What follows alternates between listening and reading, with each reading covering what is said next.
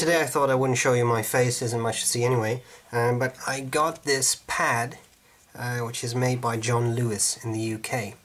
Someone sent this to me and said I would very much like you to try this out and give me your opinion on it. And this, as you can see, it's A5 size, it's plain white, and it's 40 sheets of 100 grams. Now 100 grams per square meter is actually quite a lot.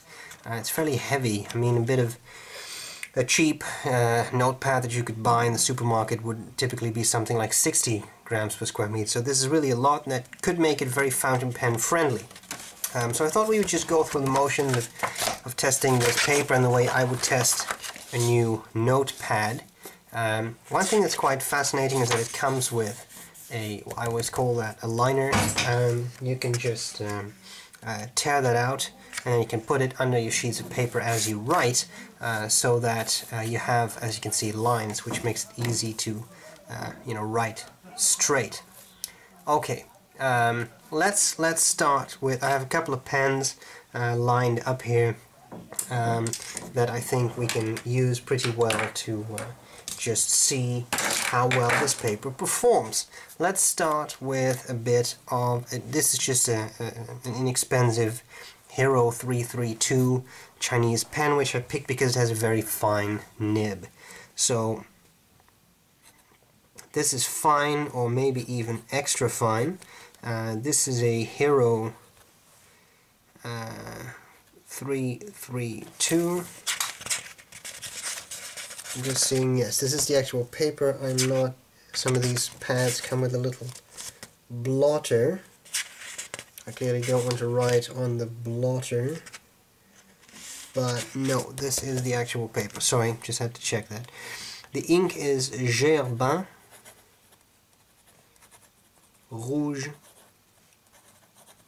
Opera, and the quick brown fox jumps over the lazy dog. An interesting feature about the paper is that I'm not sure whether I would fully call it laid paper, which means it has very fine ribs running across the paper, but it does have a nice quality to it, which makes it a little bit feel a little bit along those lines. It has a little bit of texture to it. Alright, now medium, I don't have that many medium nibs, but here I have a Japanese medium, which is a Pilot Tank, aka the non-self-filling pen, and this ink is Noodler's Nikita. And here too, the quick brown fox jumps over the lazy dog. This paper has a bit of texture, which means that you don't get a smooth writing experience as in, for example, Rhodia paper, Clairefontaine paper, but it's not at all bad. It's not a bad thing. All I'm saying is don't expect that sort of writing on glass feel. Okay, here we have a broad nib. This is a Waldmann Tango. This is a broad, and the ink is Cult Pen's dark purple.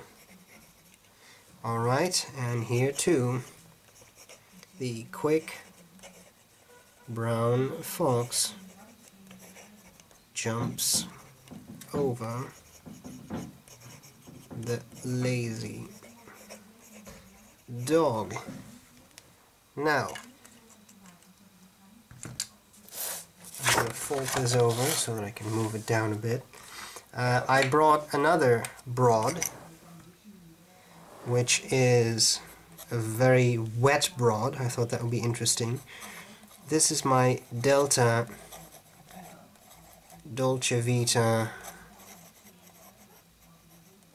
oversize, and the ink is Ackerman, I believe, Trèves turquoise. And otherwise it's a different turquoise. I'm sorry, it's an eyedropper, so there's so much ink in there. I put it in there a long time ago, I forgot. And the quick brown fox jumps over the lazy dog yet again. Alright, finally the last thing I'll do on this page before we turn it over is my Pelikan M400, which is a triple broad, and this is Pelikan M800, and the quick brown fox jumps over the lazy dog. Now in this, before we go on to the next page, a couple of things I can say about the paper so far. First of all, it's very absorbent, and the problem with the paper being very absorbent is that you get some feathering. There's a ballpoint user in the backyard, and the dogs always go insane. Because the paper is so absorbent, you get a lot of feathering, and you see that mainly in very wet pens. If I zoom in here, you'll see what I mean. You get a lot of feathering on the page. If you use a drier pen, like this fine, the problem is less pronounced, but even here I see a bit of feathering. Clearly a property of the ink as well. Some inks are just more prone to feathering than other inks. And then there are some, for example here in this triple broad, the problem is not extremely pronounced, so it will definitely depend on the wetness of the pen.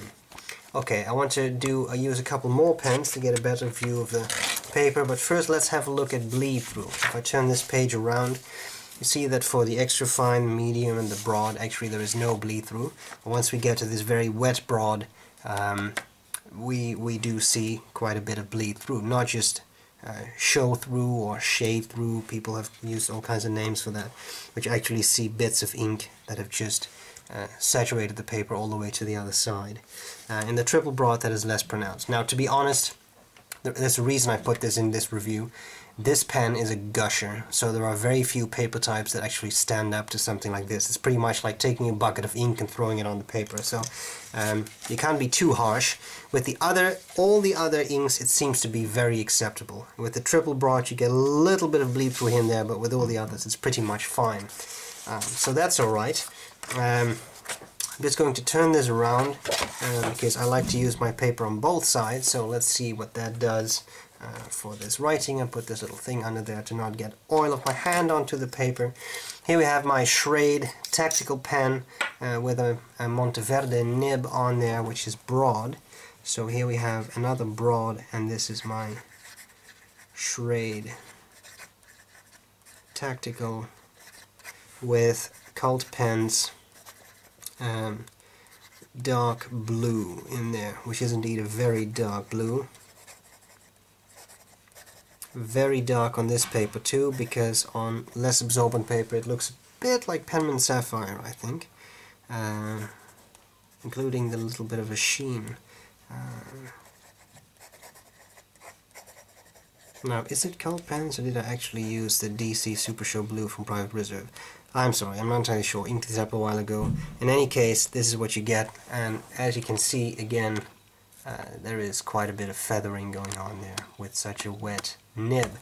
Okay, now there is one more fountain pen I want to use, and that is a TWSBI Classic, because I have a 1.1mm italic in there. So here we have 1.1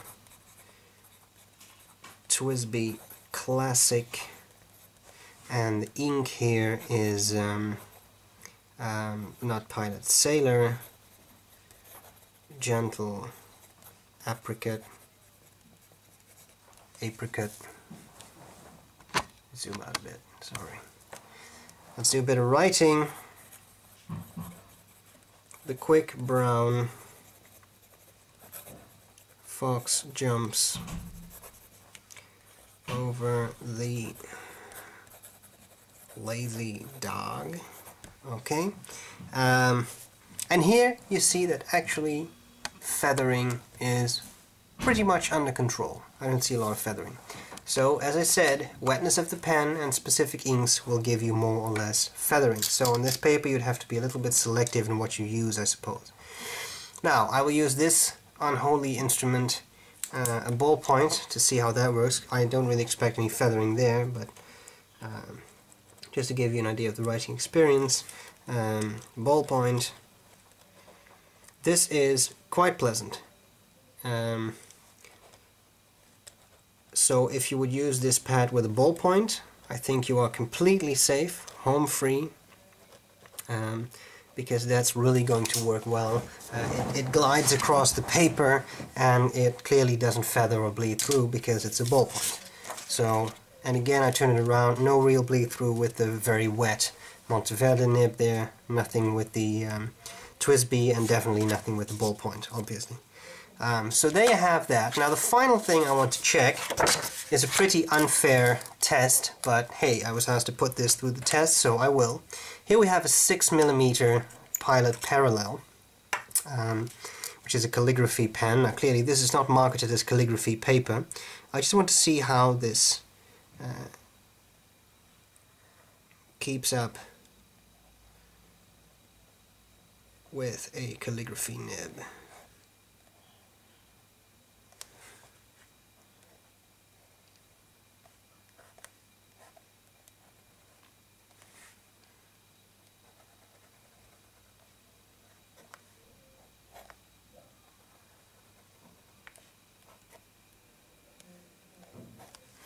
To be honest, I don't think that is particularly terrible at all.